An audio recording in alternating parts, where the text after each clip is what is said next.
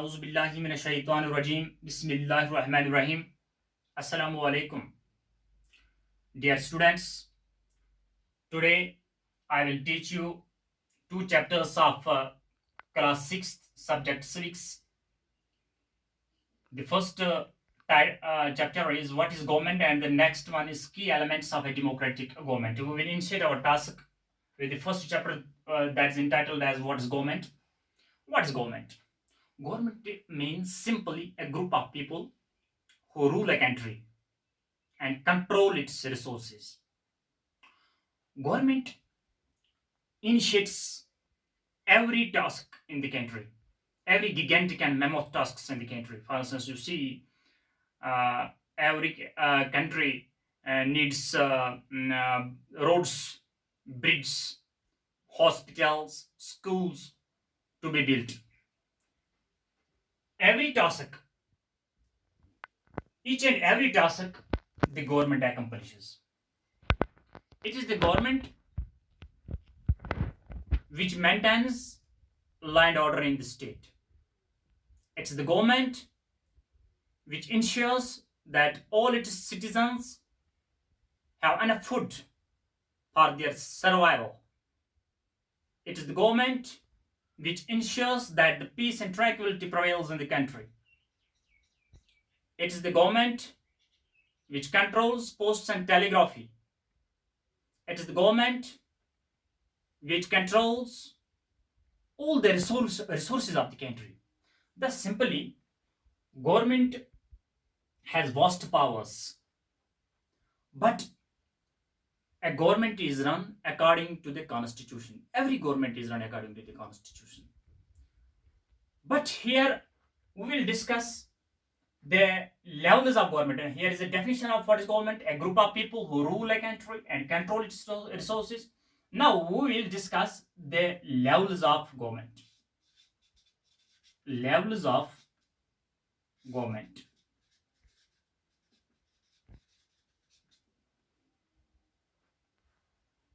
Since India is a very vast country, only a teeny group of people or a small faction of people cannot control all the parts of the country. So this mammoth task is divided into three peripheries. That is, the government is divided in three realms, in three parts. The first one is local government. Next one is state government.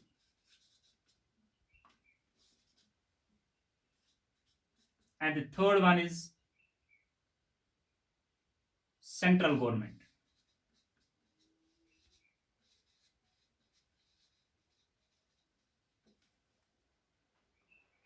So the functioning of the government falls in three realms, and the local government means the government which is run in your village, in your locality, the township or municipalities or municipal corporations. Similarly, there is a state government. State government means that government which controls a whole state, for instance, Maharashtra or Punjab. Similarly, central government controls the whole country. For instance, each and every state of the country is controlled by the central government. This is known as levels of government. There is another part, that is local style of government. Local style of government has three tier system government that will be discussed in the later lesson. Now, laws and the government. Laws and the government.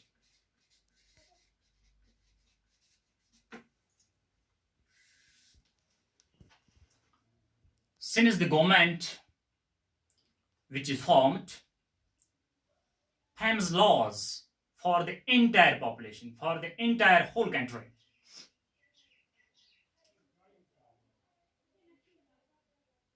This means that the country is run according to those laws which the government frames. For instance, it is a big tool in the hands of government to control its population and make them disciplined. For instance, there is a traffic law. Anybody who drives a vehicle without license can be fined 5,000 rupees, or he may be sent to jail if he defies the law. It means government is a law enforcing agency as well. The government frames the laws, and it also enforces those laws on the ground. But there is other aspect of it. If any citizen feels that his rights are being infringed by a particular government, he or that sector of or that portion of population may move to the court and get their demands redressed. These are known as laws and the government. Since all the governments run according to the laws, thus every government is constitutional. Now we will discuss types of government. Types of government. Now the question arises: who gives the power to the government? It depends mainly, it relies mainly on the types of government. The two main types of the government which are discussed in your book are democracy and number two, kingship oblique monarchy. Democracy and kingship or monarchy. When the people elect their representatives with the power of vote, that is known as democracy. In the current scenario, the democracy means representative democracy. What is a representative democracy? A representative democracy means that the people elect their representatives who frame laws in the assembly or parliament for the whole population. So people do not rule directly.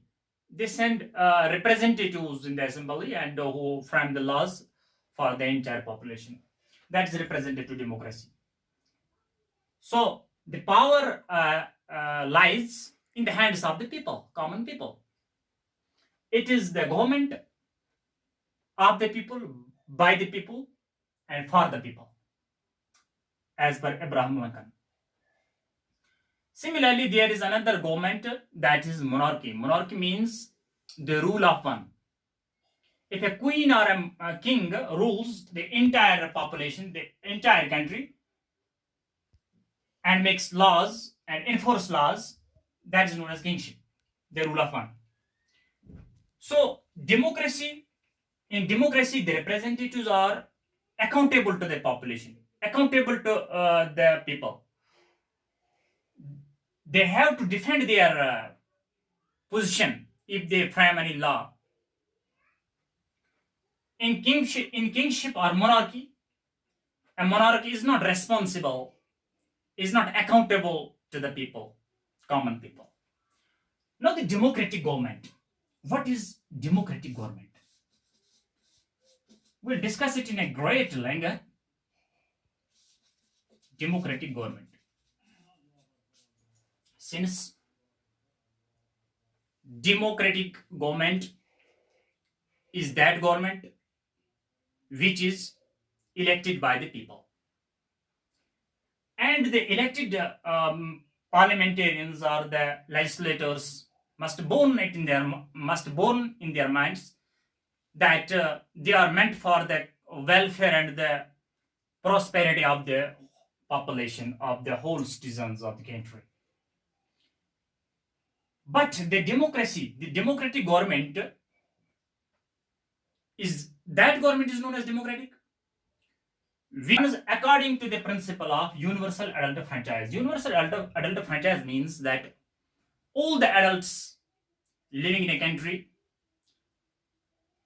are entitled to vote. They are given the right to vote and elect their representatives.